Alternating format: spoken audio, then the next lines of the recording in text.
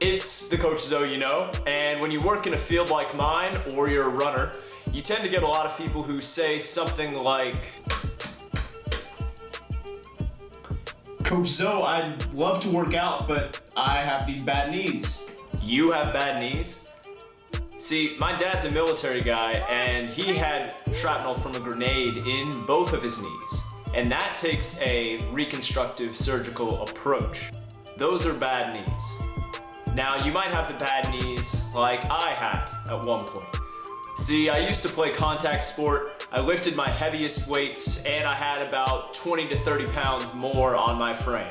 Whoa, okay, now I never said anything that weight was healthy or all muscle.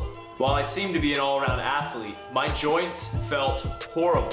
When it came to my knees, I would have to take breaks from sitting in the car for anything more than 20 minutes because I would have this fire and pain that would build up, and if I sit in any seat that was behind anybody or I didn't have any leg room, then I would just be in excruciating pain. I felt like this was gonna be my life forever. This is just what happens. You play contact sports and you now have bad beat up joints. Now currently, I run about 40 to 50 miles a week, training to hopefully one day become a Boston Marathon runner. If my joint pain was maybe at like 50% of my time.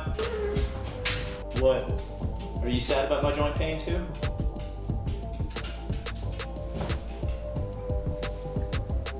Good? We good? Cool. If my joint pain before was about 50% of my time, now I'd say it's basically zero. There's really not much at all. Side rant.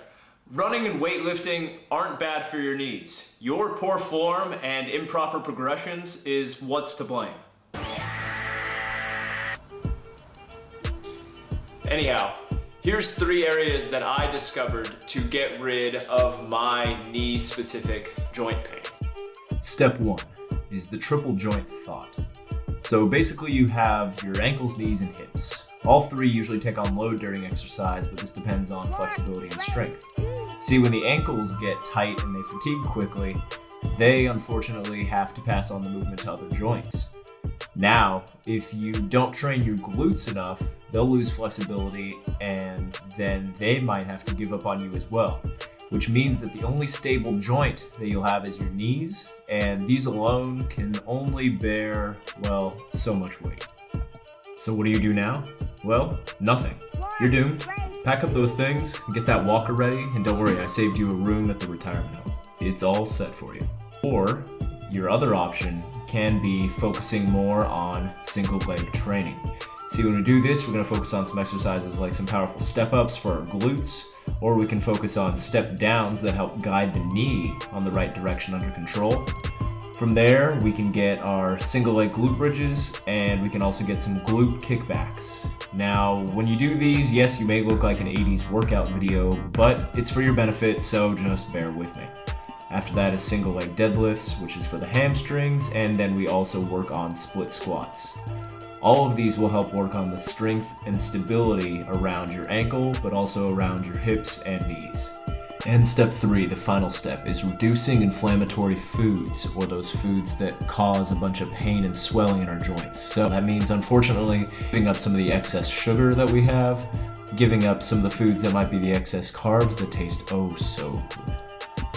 And it also means giving up some of those fried foods.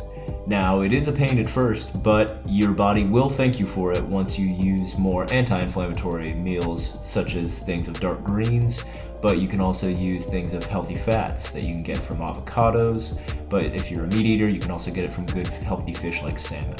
At the end of the day, your knees may not be bad.